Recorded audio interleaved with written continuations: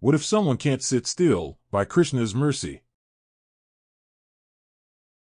तस्मादेकेन मनसा भगवान सात्वता पति श्रोतव्य कीर्तितव्यश्च ध्येय पूज्यश्च नित्यदा.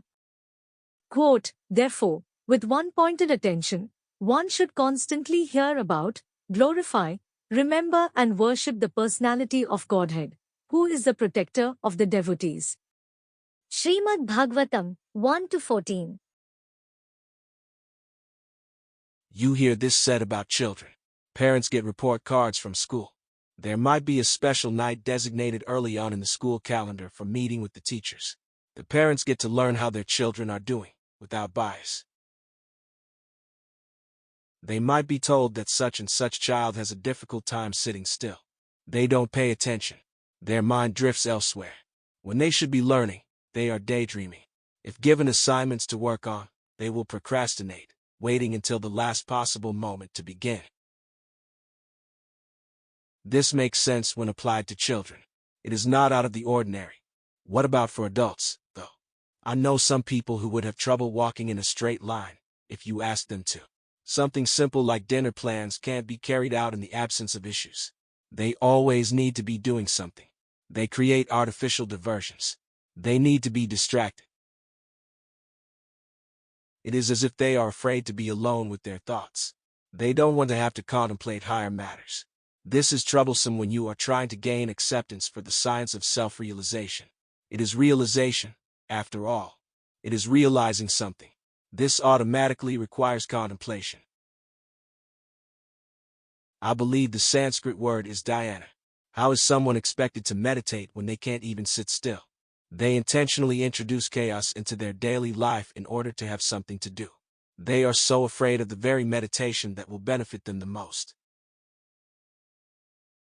Some way or another, a person has to make the effort.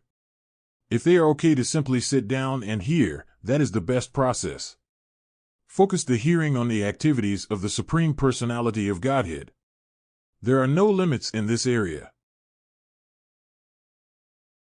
That is to say, the activities are as endless as the person performing those activities. The Leela is Ananta. The Leela is blissful to hear. Hearing is the first step. The content enters the mind. The mind can then further contemplate. If a person requires guidance in this area, a basic way to contemplate is to compare. For instance, we can take the pastime of Sri Rama leaving Ayodhya for 14 years. We hear the information from sacred texts like Ramayana and the many Puranas. We hear how Rama is dedicated to Dharma. This is righteousness. Rama always tries to do the right thing. In return, he gets wronged. It is an egregious error, sourced in people who know how to manipulate things so that they are guaranteed to make their desires come true, Satya Sankalpa. After hearing the information, a person can contemplate as such. I can't believe how kind Sri Rama is. He really considers all points of view. He is not selfish. He always follows the righteous path, to the best extent possible.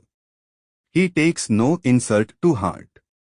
He understands that there is jealousy sometimes within a family.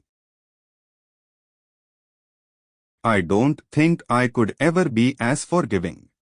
He must be God to have so many well-wishers, to have such strong support during the most difficult moments in life.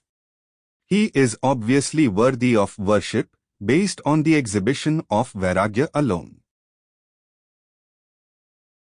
This kind of contemplation is dhyana. Whether it occurs while seated in a classroom, driving a car, laying sheetrock, or hard at work at the office, it is dhyana, all the same. It is contemplation on the Supreme Personality of Godhead. It is advancement of the consciousness. It is auspicious activity. This highlights the potency of the hearing process. We see that people take up causes based on hearing the subject matter for only a few moments. Suddenly, they are into supporting a particular candidate. They are champions for the downtrodden. They are on a mission to eliminate corruption at the highest levels of government. Just a little hearing about Bhagwan can create a sense of urgency for continued glorification. Let this life be dedicated to Sri Rama and family. Let those already supporting him be made to feel that they are in the majority, that they are following the highest calling in life. Let at least the immediate vicinity be purified through even the most basic glorification, such as chanting the holy names, Hare Krishna, Krishna Krishna, Hare Hare, Hare Rama, Rama Rama, Hare Hare. In closing, this life now to use. For Harikatha to choose. That even if difficult to sit.